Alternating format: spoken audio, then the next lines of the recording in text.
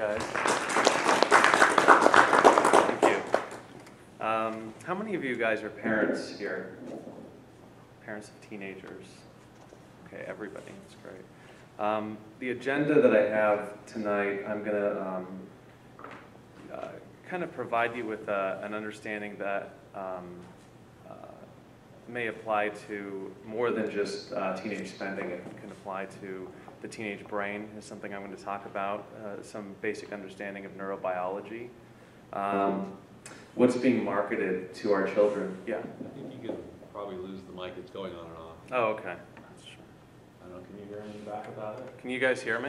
I can hear. Okay. If this was going on and off. So. Yeah, it's more comfortable without it, I think. Okay, everyone can hear me all right?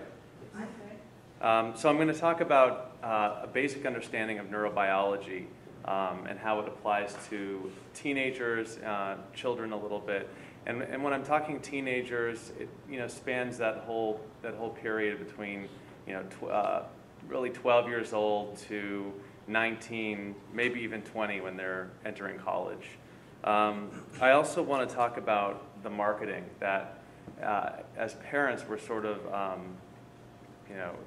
we sort of are competing with what's being marketed to our children. So I think it's really important to know some of the messages that are being presented and how that fits in with developmental psychology, neurobiological theory. And then I also want to talk about just a strategy of how do we talk to our kids about this? What are some ways of really establishing a relationship with our children and teens that sort of prepares them for a future to be financially responsible, to have the values that we as parents want them to have. How many of you had parents, would you say, had to talk to you about financial responsibility? A few of you. I think that it's interesting. I think that it's almost a more taboo topic than sex ed. The sex ed is in our schools, pretty comprehensive program, but there really is. I mean, there's some electives. I think Agura has an elective on finance or something similar, but there really should be more, in my opinion. So let's move on. Any questions so far, or anything I can address maybe more specifically? Anyone here? Okay. So a couple statistics. Teenage spending, it's 2006, teenage spending, we're spending $189.7 billion. And it's actually increased, it's at $2 billion, just over $2 billion in 2011. And that's, if you taken into account, there's also a 3% decline in teenagers, in 12 to 17-year-olds. And, this is probably the worst economy since the Great Depression. Yet for this group, spending is increasing. The amount spent on food, apparel, personal items, entertainment for teenagers is, in 2006, it was $110 billion and growing. It's a market that's steadily growing. It's $117.6 billion in 2011. Some of the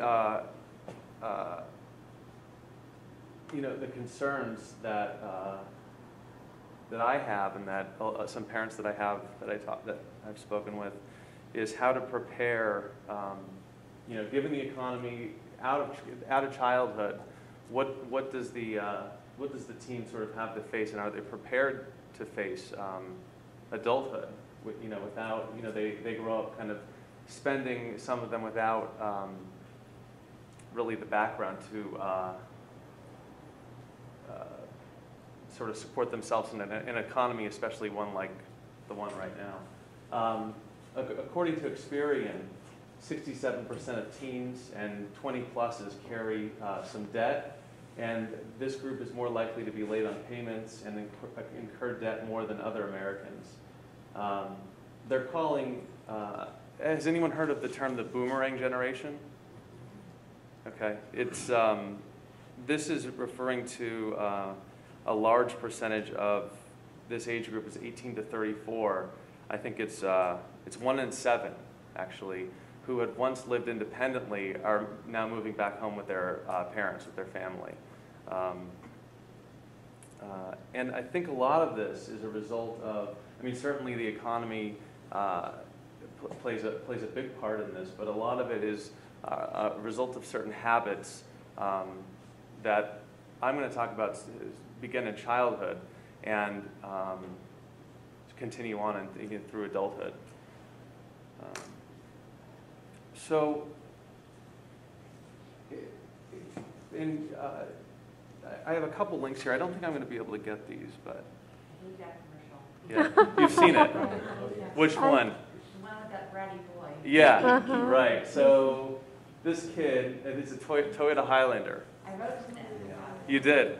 Yeah, I complained. It was obnoxious how rude they were to how outspoken he was to his friend and the putting down at a person's car. That if you don't drive this $50,000 car, Right. you're worth, you poor thing. How embarrassing. Mm-hmm. And I think in the environment that we live in already, we have that issue with most parents. Mm-hmm. Yeah.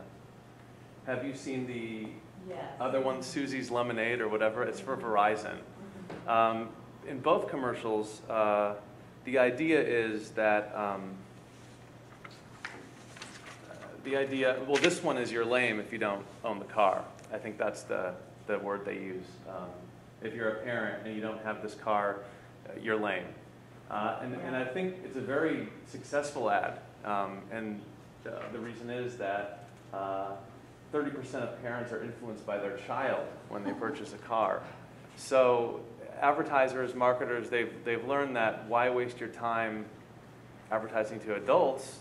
We actually are more successful advertising to children, and then the child influences the adult. The brain, the child brain is so malleable that it's it's just an avid audience for marketing. Same with the Susie's Lemonade one. It's a girl who it's for Verizon. So I think the idea is if you have a Verizon phone, you can succeed. I don't know. I think something along those lines. And this has changed. This used to be, it's changed the environment here. The advertising and marketing environment has changed drastically. In 1983, $100 million was spent on advertising to teens. That's increased. It's now $14 billion this year for marketing to teenagers. But any questions, just stop me. It's an intimate small group, so perfect for discussion if you want to stop at any point. So $150 billion of parent spending actually is influenced by 8 to 12-year-olds, not including their own spending. And then selling the image of cool is something that really what they're defining it is social success, and they're defining it as who's accepted by their peers. So the idea, I think, in both commercials, if you're not cool, if you're not buying these certain products, you won't be successful. You won't be accepted by your peer group. And I'm going to get into this a little bit more later. In adolescence, that's particularly important. That's the developmental phase, and the people doing marketing and advertising know this.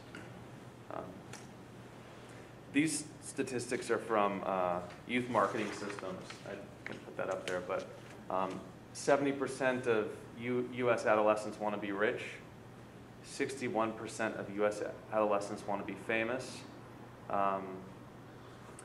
And I was talking to somebody else about this. They were asking, well, what's wrong with that? So I don't know if there's anything wrong with wanting to be rich, but I think that the idea is it's not framed realistically. It's that they want to be able to have things. It's not framed in a way that's. I think it's the image of being rich or the image of being famous.